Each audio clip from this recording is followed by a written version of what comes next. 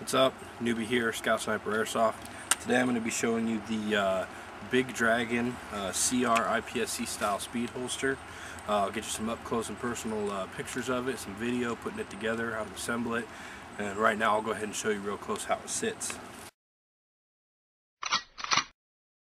So as it sits on your hip, it's fully adjustable, either this way or that way via Allen wrench back here. It locks down pretty tight. You got this lever right here which acts as a safety switch. You see it's in there pretty good, doesn't want to fall out. To pull it out, you go ahead and just flip this switch back, which applies pressure to this little tab here that sets in the trigger. And then at that point you can go ahead and pull it back, do your shooting, put it back in, clip it into place, put your safety back on, you're back and safe again. I purchased my Big Dragon CR speed holster from ehobby Asia. Shipping took about 2 to 3 weeks, which is pretty standard for any of the Asian countries over to the United States. I was a little bit disappointed with its packaging. It seemed as though this was a used unit or something that was left on a shelf, as all it came in was a Ziploc bag with a bunch of various parts. No instructions, no manual, no pictures, no anything. This could be kind of difficult for someone to put together if they've never used one of these style holsters before.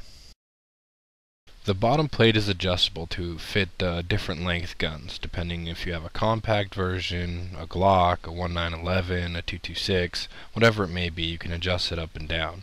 The height of the nub that goes in the tip of the barrel also adjusts up and down to fit for the same reasons. Included in the Ziploc bag packaging was 3 different styles of nubs.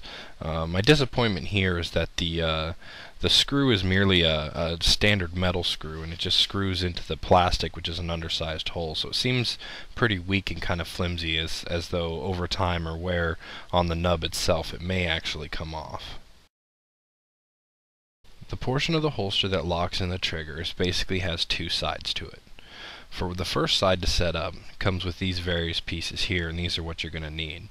There's 2 different inserts based off of the type of trigger or the type of trigger guard that you have. For a 1911, I'm going to be using this piece here. Essentially, you need to pressure fit this in the outside of it, put the safety lever on the outside, and then screw the screw into the plastic housing. Here's another weak point in this holster design, was that the insert piece was too wide, so I'm going to have to shave it down a little bit. You want it to be a tight, semi-snug fit in there, but not too tight to where you can't fit the piece in there.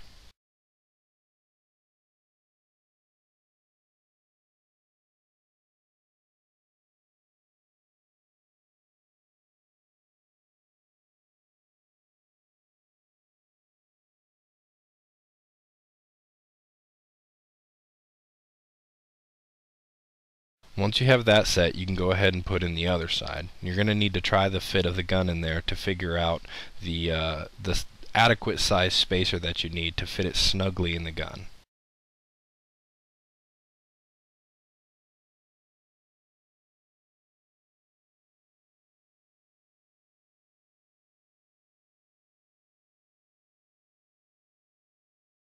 You may also need to use, depending on your gun, in addition to the spacer, there's these small, different thickness plastic pieces that go on the outside to prevent the screws from going all the way through the spacer to where it'll actually mar up your trigger well and slow down your draw on your gun.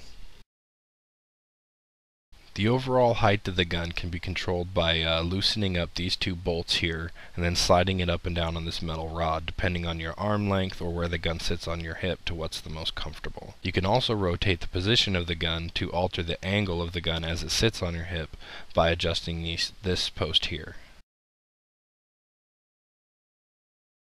Well, that's pretty much all there is to it. The fact that it's plastic, you know, it's kind of what's available for Airsoft and IPSC style holsters.